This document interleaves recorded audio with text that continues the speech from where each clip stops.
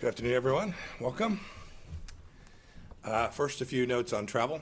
I had a very productive trip to Southeast Asia a week or so ago, and then I'll be heading out again on Friday of this week, this time to France, to Turkey, to Georgia, Israel, Qatar, the UAE, and to Saudi Arabia. The conversations will differ, obviously, in each country, many different things to cover, but I'm sure many of them will focus on this administration's historic efforts to forge peace and cooperation throughout the Middle East. That leads me to my big theme today. The Trump administration has had enormous success in marshaling coalitions of like-minded nations for the good of America and for the entire world. As one example, just 3 weeks ago, we continued our unprecedented defense of the unborn by signing the Geneva Consensus Declaration alongside 32 other nations. I'm especially proud that we made religious freedom a top priority in the United States foreign policy for the first time in America's history. Our efforts are gaining momentum. We're building. They're getting a momentum that is all their own. On November 16th and 17th, Poland will host the third ministerial to advance religious freedom or belief. This virtual event, on the heels of the 2018 and 2019 ministerials, which were hosted here in Washington, the State Department, are the largest human rights events ever held here at the State Department. Albania, Morocco, Taiwan, the United Arab Emirates, and Colombia have all held follow-on events as well. And the International Freedom or Belief Alliance that I launched in February of this year now has blossomed into 31 member states and growing. Next week, I'll have a very special opportunity to participate in a virtual Alliance Ministers meeting to solidify our plans for future action in the religious freedom space. You know, we're building out coalitions, too, that share our values in the economic sphere. In recent weeks, Undersecretary Keith Kroc has traveled to more than a dozen countries to bring freedom-loving countries and companies together in the Clean Network, a group that pledges to use only trusted vendors in their 5G networks. I'm happy to announce we have almost 50 clean countries today, representing nearly nearly two-thirds of the world's GDP. 170 telephone companies, telcos, have agreed to be clean, and many of the world's leading companies are on board. It includes 27 of 30 NATO allies, 31 of 37 OECD members, 26 of 27 EU members, and 11 of 12 of the 3Cs nations. Undersecretary Keith Kroc is now down in South America. He's discussing the Clean Network with the government officials and private sector leaders in Brazil. And in fact, I got the news within the last hour that the government of Brazil supports the Clean Network principles, and I'm confident we'll sign an MOU in the very near future. I want to thank Brazil and its leadership for doing that.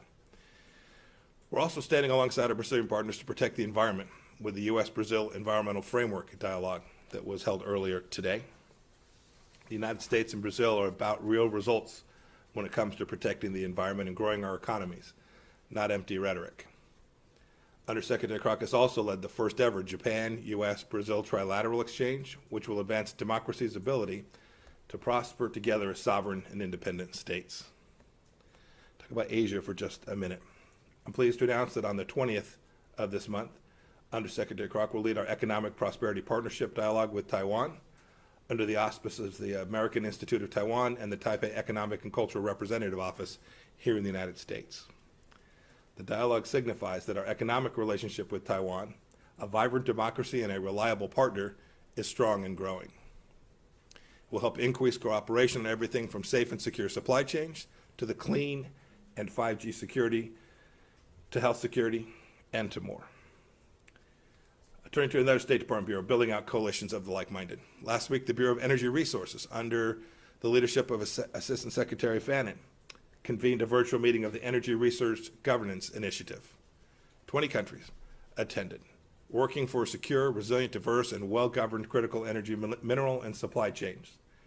And we're proud to participate in the 35th Annual Joint Economic Development Group meeting with Israel later this week. The Trump administration has exerted American leadership in unprecedented ways in multilateral institutions, too. Just as we helped protect the intellectual property rights by ensuring that the World Intellectual Property Organization is run by an individual who respects property rights, last week the United States helped ensure that the United Nations stewards its finances responsibly. I'm happy to report that an American with 40 years of administrative and budget experience will be placed into the UN system, having won a seat on the Advisory Committee on Administrative and Budgetary Questions. Doesn't sound like much, but it's a big deal. This advisory body shapes the UN's regular budget and its peacekeeping budget. It's nearly $10 billion a year, with more than $2 billion coming from the United States alone. Our diplomats made the case to our allies and partners on why having an American voice on this committee for the first time in an awfully long time is crucial to ensuring the money is spent responsibly. I want to congratulate Donna and Marie. American leadership also continues on the counterterrorism front. Today, the United States and Nigeria are co-hosting a virtual meeting with members of the global coalition focused on countering the threat of ISIS and its worldwide branches, including West Africa, and to supporting ongoing international efforts throughout the region. And in the Middle East, just last week, the United States sanctioned former Lebanese government minister Gibran Bassil under global Magnitsky authorities for his role in corruption. The Lebanese people clearly want their corrupt political class, so much of it beholden to Hezbollah, to stop ruining their country. Our action shows that American people stand with the Lebanese people as they call for their political leaders to chart a new direction marked by reforms, transparency, and honest governance. And on Iran, our efforts to protect the American people from the regime of Tehran will not cease. Today, the Treasury Department sanctioned an international network of companies and individuals that procured electronic components for a sanctioned Iranian military firm. I think it's clear by now that those who do business with Iran's military and proliferation-sensitive industries are risking the exact same punishment. In Europe, the United States welcomes the EU's adoption of guidelines for third state participation in permanent structured cooperation projects. Opening the door to U.S. participation in EU defense initiatives will strengthen NATO-EU cooperation, as well, and very importantly, interoperability. We look forward to completing an administrative arrangement with the European Defense Agency to ensure broad U.S. participation inside of PESCO. Closer to home, our prayers are with the people of the region as they recover and rebuild from Hurricane Ida's horrible devastation. The United States government is proud to have provided assistance already to our friends in Central America. We're proud to support Chile, Colombia, Ecuador, Peru, as these governments work together to address illegal, unregulated, and unreported fishing. We're very concerned that the Chinese IUU activity, this unregulated fishing, took place off the coast of Ecuador, as it has elsewhere in the world. I was with the Ecuadorian foreign minister. He and I both agree that this must stop. On Bolivia, President Trump was pleased to send a delegation headed by Treasury Undersecretary Brett McIntosh for the inauguration of President Luis Arce on November 8th. I also spoke to the president-elect last week to congratulate him on his historic victory. We also congratulate the people of St. Vincent and the Grenadines on their successful election last week, and we continue to seek similar free and fair elections in Venezuela and in Nicaragua. There's also plenty of news before I close on the human rights front. Yesterday, the State Department sanctioned 4 senior Chinese Communist Party officials and Hong Kong police who have undermined Hong Kong's promised autonomy and crushed the freedoms of its people.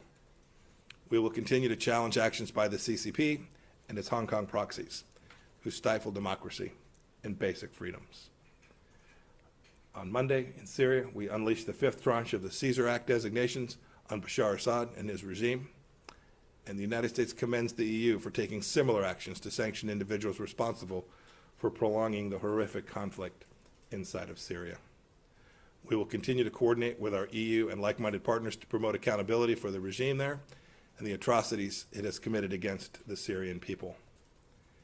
In Geneva yesterday, the United States presented our national report on the U.S. commitment to domestic human rights at the UN Universal Periodic Review.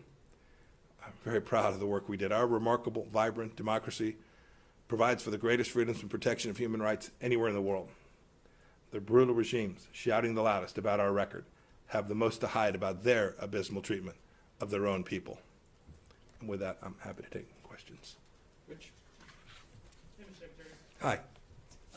Is the State Department currently preparing to engage with the Biden transition team? And if not, at what point does a delay hamper a smooth transition or pose a risk to national security? There will be a smooth transition to a second Trump administration. All right? We're ready. The world is watching what's taking place here. We're going to count all the votes. When the process is complete, there'll be electors selected. There's a process. The Constitution lays it out pretty clearly.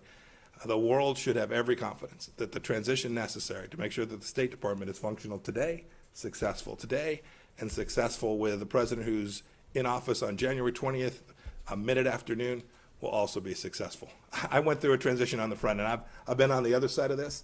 I'm very confident that we will do all the things that are necessary to make sure that the government, the United States government, will continue to perform its national security function as we go forward. So you believe there's widespread voter fraud, that the reports that we're getting from Pennsylvania, from Michigan, showing vote totals in massive leads or significant leads with 99% reporting are going to be overturned, and that the United States failed to conduct a fraudulent free election? Rich, I'm the Secretary of State. I'm getting calls from all across the world. These people are watching our election. They understand that we have a legal process. They understand that this takes time, right? It took us 37 plus days in an election back in 2000. We conducted a successful transition then. I'm very confident that we will count, and we must count every legal vote. We must make sure that any vote that wasn't lawful ought not be counted. That dilutes your vote if it's done improperly. Got to get that right. When we get it right, we'll get it right. We're in good shape. Should foreign leaders not be calling We're in good shape. President-elect Biden? Who was next? Yeah. I want to ask you, I can barely hear you, ma'am. I'm sorry. Hiba Nasser, Al-Sharq News. I want to ask about the sanctions against Gibran Bassil in Lebanon. We know that, we heard that this was on the making for some time, but I want to ask about the timing.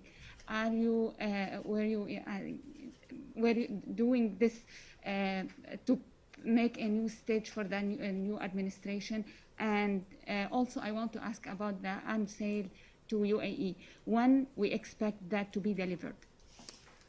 So the second question was about the arms sales to the United Arab Emirates. So we'll have significant announcements with respect to that here very, very soon. We continue to review arms sales all across the world, including to our important friend and partner in the United Arab Emirates. We're confident we will be able to provide them weapon systems that will ensure their security and do the work that we all need to do collectively to counter the threat from the Islamic Republic of Iran. Did you ask about Iranian sanctions earlier and the impact of those? No, the sanctions against Gibran Bassil in Lebanon. Are you setting a Yes. new stage for the new administration? I want to ask about the timing, that's it. Yeah. So I'll answer that question more broadly. No, the sanctions we put in place are because they're right and proper and will deliver good outcomes for the people in the country in which we sanction their leaders who are corrupt. That certainly holds true for Gibran Bassil. Right? This was someone who was deeply connected to a foreign terrorist organization, Hezbollah. We've now sanctioned him. The Lebanese people don't want to have anything to do with that.